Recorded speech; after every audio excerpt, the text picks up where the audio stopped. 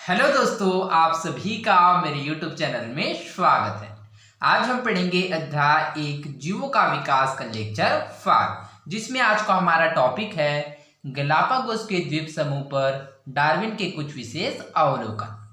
Okay, तो इस topic में आगे बढ़ने से पहले चलिए हम लोग कल का जो क्वेश्चन आया उसके आंसर को समझ लेते हैं, फिर इस टॉपिक में हम लोग आगे बढ़ेंगे। ओके, हमारा कल का क्वेश्चन है कि जीवित जीवाश्म किसे कहते हैं।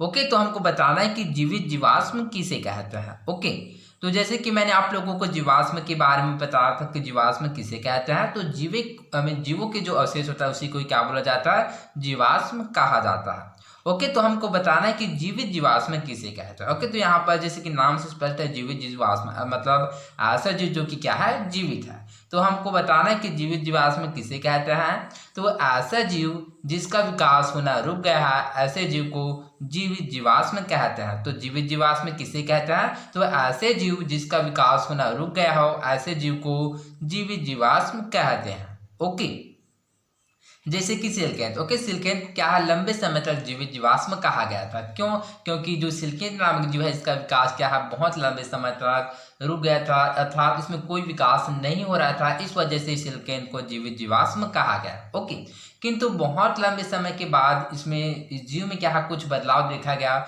अर्थात इस जीव में क्या है, समय के अनुसार कुछ विकास होता गया, जिसके कारण कहा गया कि इस जीव को क्या है, जीवित जीवाश्म कहना ठीक नहीं होगा। ओके, तो आई होप आप लोगों को समझ आ होगा कि जीवित जीवाश्म किसे कहते हैं। ओके, तो बिना देर किए चलिए बढ़ते हैं हमारे आज के टॉपिक में। ओके, गलापागोस के द्वीप समूह पर डार्विन के कुछ विशेष अवलोकन। ओके, तो जैसा कि हम लोगों ने जाना था कि जो डार्विन है क्या है, अपने सफर के दौरान अर्थात अपनी यात्रा के दौरान क्या है, बहुत सारे महाद्वीपों का सैर किया। ओके, तो इसमें हम लोग जानेंगे कि डार्विन ने क्या है, गलापागोस जो द्वीप समूह है उस पर क्या है, क्या क्या अवलोकन किया। ओके, तो चलिए आगे बढ़ते हैं। दक्षिण अमेरिका के इक्वेडोर नामक देश के पास स्थित गलापागोस टापू पर जब बीगल पहुंचा तो डार्विन को व्यापक अध्ययन करने का मौका मिला। ओके, तो जब डार्विन ने कहा तो दक्षिण अमेरिका के जो इक्वेडोर नामक देश के पास स्थित जो गलापागोस टापू है वहां पर पहुंचा तो क्या है, डार्विन को बहुत सारे अध्ययन करने का मौका मिला। ओके, अब ये टापू क्या होता है। ओके, तो टापू को क्या बोला जाता है, टापू को द्वीप द्वीप बोला जाता है। ओके, इसको याद रखिएगा, या इसको इंग्लिश में आइलैंड के नाम से भी जानते हैं, आइलैंड। ओके, तो टापू द्वीप या आइलैंड क्या होता है, तो जमीन के चारों ओर का वह भाग जो जल से घिरा हो उसे टापू या द्वीप कहते हैं। ओके, तो इस प्रकार से आप लोग भी कह सकते हैं कि द्वीप पृथ्वी का एक ऐसा भाग होता है जो चारों ओर से जल से घिरा होता है। जैसे कि श्रीलंका हो गया, अंडमान निकोबार हो गई, क्या हुआ, ये चारों ओर से जल के द्वारा घिरा हुआ है। ओके, टापुओं के इस समूह में कई छोटे बड़े टापू हैं जो ज्वालामुखी लावा से बने हैं। ओके, तो इस टापू के समूह में क्या है, बहुत सारे छोटे बड़े टापू है जो कि ज्वालामुखी लावा से बना हुआ है। गलापागोस के टापू की कैक्टस तथा अन्य पौधे, छिपकली, पक्षी, कछुए, वर्मी या आर्madillo आदि का डार्विन ने अध्ययन किया। ओके, तो गलापागोस के टापू पर क्या है, डार्विन ने बहुत सारे जीवों का अध्ययन किया, जैसे कि कैक्टस हो गया और अन्य पौधे हो गया, छिपकली हो गया, पक्षी हो गया, कछुए हो गया, वर्मी हो गया। इसी प्रकार से क्या है, बहुत सारे जीवों का अध्ययन किया। चित्र 5, जैसे कि हम लोग चित्र 5 में देख सकते हैं, गलापागोस पर पहला है गोइठा जैसा जीव 60 से 100 सेंटीमीटर है, जैसे कि हम लोग देख सकते हैं चित्र में प्रदर्शित है। जैसे कि दूसरा है हंस जैसा बुबी नामक पक्षी 70 से 90 सेंटीमीटर यहाँ पर प्रदर्शित है। ठीक इसी प्रकार तीसरा है कैक्टस जो 600 से 700 सेंटीमीटर है, जैसे कि हम लोग चित्र में देख सकते हैं। चौथा है फिंच 10 से 20 सेंटीमीटर, जैसे कि हम यहाँ देख सकते हैं। ठीक इसी प्रकार पांचवा है कछुआ जो 120 से 150 सेंटीमीटर है। ओके, तो जैसे कि हम लोग इस सभी का इमेज देख सकते हैं।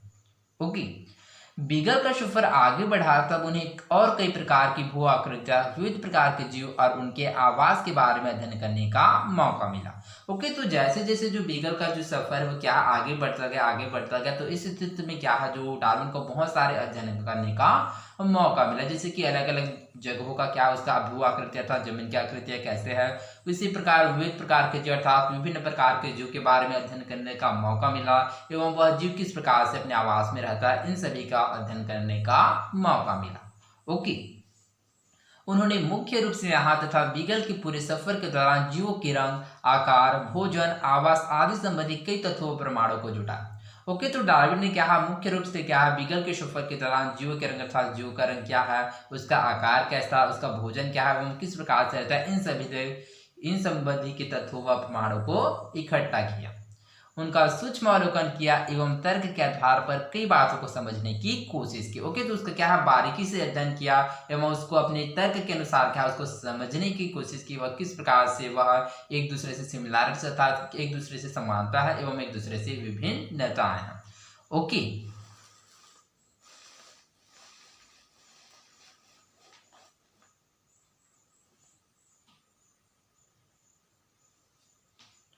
विविधता, तथ्य और प्रमाण, variation and evidences related to it.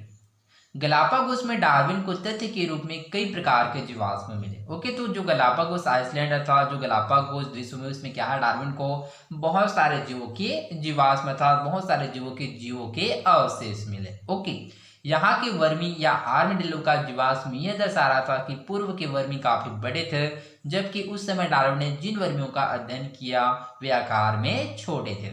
Okay, तो वहां पर आर्मडिलो का जो जीवाश्म इस प्रकार से प्रदर्शित कर रहा था कि जो पुराने समय में स्थित जो आर्मडिलो था वो क्या काफी बड़े थे, किंतु जो जिस समय डार्विन ने अध्ययन किया उस समय का जो आर्मडिलो है अर्थात जो वर्मी क्या है काफी छोटे थे।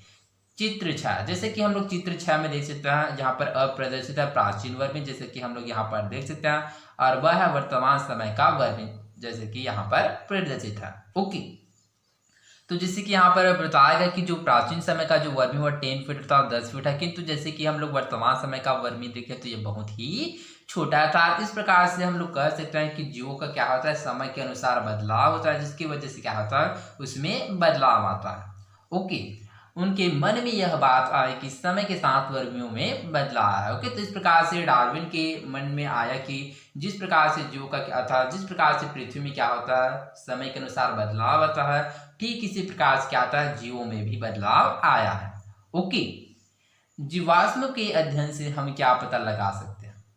ओके, तो जीवाश्म के अध्ययन से हम क्या पता लगा सकते हैं, तो जैसे कि मैंने आप लोगों को जीवाश्म के बारे में बताया था कि जीवाश्म किसे कहते हैं, तो जीवों के जो अवशेष होता है उसी को क्या बोला जाता है जीवाश्म बोला जाता है। ओके, तो जीवों के अवशेष को जीवाश्म कहते हैं। ओके, तो जीवाश्म के द्वारा हम किसी भी जीव के बारे में हम लोग बहुत कुछ जानकारी प्राप्त कर सकते हैं, अर्थात इस प्रकार से हम लोग कह सकते हैं कि जीवाश्म के अध्ययन से हम क्या पता लगा सकते हैं, तो जीवाश्म के अध्ययन से हम किसी भी जीव के बारे में उस जीव के बारे में हम बहुत कुछ जानकारी प्राप्त कर सकते हैं, अर्थात उस जीव के बारे में संपूर्ण जानकारी प्राप्त कर सकते हैं। किसके द्वारा, वह है जीवाश्म के द्वारा। ओके, डार्विन ने कई अन्य जीवों के जीवाश्म जैसे घोंघे, सरीसृपों, स्तनधारियों के अध्ययन से बताया कि जीवाश्म पूर्व तथा वर्तमान में पाए जाने वाले जीवों के आपसी संबंध के साथ साथ वर्तमान में पाए जाने वाले जीवों के आपसी संबंध दर्शाने वाली महत्वपूर्ण कड़ी है। ओके, तो डार्विन ने इस प्रकार से अध्ययन किया कि जो जीवों के जीवाश्म जैसे कि घोंघे हो गया एवं सरीसृप हो गया एवं स्तनधारी जीव हो गया, तो उन्होंने बताया कि जीवाश्म पूर्व अर्थात प्राचीन समय में स्थित जो जीव है एवं जो वर्तमान समय में जो पाने वाले जीव है उसमें क्या होता है कुछ संबंध होता है, कुछ आपसी संबंध होता है। ओके, तो चलिए इसको समझते हैं कि उस जीव में कुछ संबंध क्यों होता है। ओके, जैसे कि हम लोग यही आर्मडिल या वर्मी का उदाहरण लेकर चलते हैं। जैसे कि हम लोग देख सकते हैं कि जो प्राचीन समय का जो वर्मी काफी बड़े थे, किंतु जो आधुनिक समय का जो वर्मी काफी छोटी है। ओके, तो इस प्रकार से जीव में क्या होता है समय के अनुसार बदलाव आता है, जिसकी वजह से उसमें कुछ परिवर्तन आता है। ओके, तो इस प्रकार से हम लोग कह सकते हैं कि जो आर्मडिल है ओके, तो इसमें तो कुछ बदलाव है, जिसके कारण इसमें क्या होता है इसके आकार में विभिन्नता है। ओके, तो इस प्रकार से क्या हुआ इस वर्मडिल्लो जो आर्मडिल्लो इसमें क्या हुआ कि समय के अनुसार इसमें कुछ बदलाव है, जिसकी वजह से एक लंबे समय के बाद क्या है एक नए प्रजाति के रूप में दिखाया जाए। अर्थात इस प्रकार से हम लोग कह सकते हैं कि इस जीव में कुछ सिमिलरिटीज अर्थात कुछ समानताएं होगा एवं कुछ विभिन्नता होगा। ओके, तो विभिन्नता हम लोग देख सकते हैं जैसे कि यह इसके आकार में यह आकार बड़ा है और यह आकार छोटा है। ओके, तो ठीक इसी प्रकार कोई भी जीव है जैसे कि घोंघा हो गया, सरीसृप हो गया, स्तनधारी कोई भी जीव है वो जो प्राचीन समय में स्थित जीव है क्या है और जो आधुनिक समय में स्थित जो जीव है उसकी तुलना करें तो उसमें कुछ समानता एवं कुछ विभिन्नता होता है। समानता क्यों? क्योंकि वह जीव उसी जीव के द्वारा उत्पन्न हुआ है, जिसकी वजह से उसमें कुछ समानता पाया जाता है। और विभिन्नता क्यों पाया जाता है? क्योंकि कोई भी जीव में क्या होता है, समय के अनुसार कुछ बदलाव होता है, जो एक लंबे समय के बाद एक नए प्रजाति के रूप में दिखाई देता है, जिस वजह से उसमें कुछ भिन्नता पाया जाता है। ओके, तो आई होप आप लोगों को समझ आ हो। गलापागोस की फिन जाति के पक्षियों का अध्ययन करते समय डार्विन कुछ और तथ्यों के बारे में विचार करने लगे।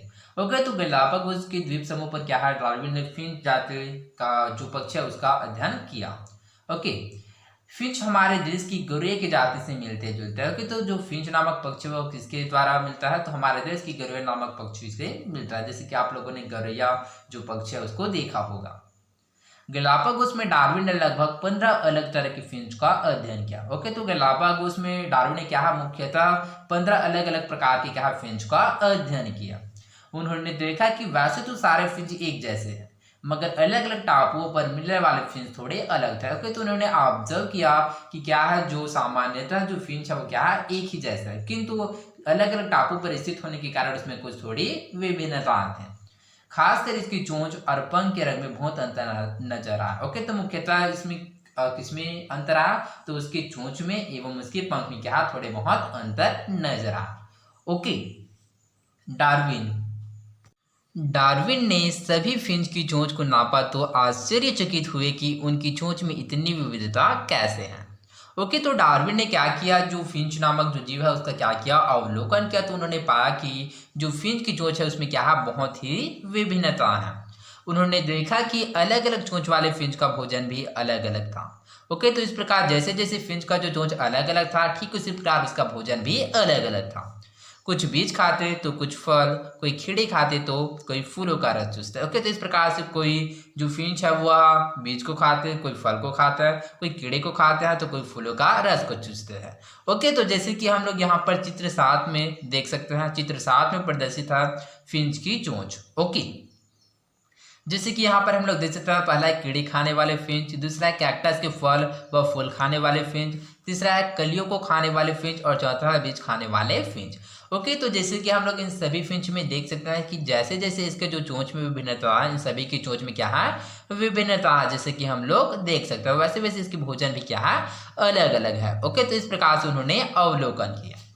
गलापागोस के टापुओं में किसी टापू पर कीड़े थे तो कहीं ऐसे पौधे जिनके बीच कठोर आवरण वाले थे, तो कहीं नरम फल वाले पौधे भी थे। ओके, तो जैसे जैसे वहां पर टापू अलग अलग थे वैसे वैसे वहां पर क्या थे, फिंच निवास करते थे। ओके, तो फिंच के चोंच के अनुसार अर्थात जैसे जैसे फिंच की जो चोंच में विभिन्नता थी, ठीक उसी प्रकार से उनका भोजन भी अलग अलग था। ओके, तो इस वजह से क्या है, कहीं पर कुछ बीज कठोर वाले आवरण वाले थे तो कहीं नरम फल वाले पौधे भी थे। ओके, जितनी विविधता चोंच में थे उतनी ही विविधता खाद्य संसाधनों की उपलब्धता में भी दिखाई दी, अर्थात कार्य के अनुसार चोंच में विविधता आई थी। ओके, तो जैसे जैसे इसकी विविधता था, जैसे जैसे इसका विभिन्नता इसके चोंच में थी, ठीक उसी प्रकार से इसका जो विभिन्नता उसके खाद्य संसाधन अर्थात उसके भोजन की उपलब्धता में भी दिखाई दी। ओके, तो इस प्रकार से उसके कार्य के अनुसार उसके चोंच में विभिन्नता थी। ओके, डार्विन का मानना था कि यह फिंच इक्वेडोर से उड़कर गलापागोस पहुंचे होंगे और फिर अलग अलग टापू से अलग अलग परिवेश में जीने लगे। ओके, तो डार्विन का मानना यह था कि जो फिंच है वह कहाँ से आया, तो वो फिंच इक्वेडोर से क्या है उड़कर गलापागोस पहुंचे होंगे। फिर जो गलापागोस द्वीप समूह क्या है अलग अलग टापू पर बसने के कारण, क्या अलग अलग परिवेश में ढलने के कारण वह अलग अलग तरीके से जीने लगे। ओके, चित्र 3 में देखिए। ओके, तो चलिए इसको चित्र 3 के द्वारा समझते हैं कि वह कहाँ से आया है। ओके, जैसे कि हम लोग चित्र 3 में देख सकते हैं, चित्र 3 बीगल यात्रा। ओके, तो जैसे कि यहाँ पर चित्र 3 में प्रदर्शित है गलापागोस द्वीप समूह और इक्वेडोर। ओके, तो डार्विन ने अवलोकन किया कि जो फिंच नामक जो जीव है कहाँ से आया, तो वह इक्वेडोर से गलापागोस द्वीप समूह में आया।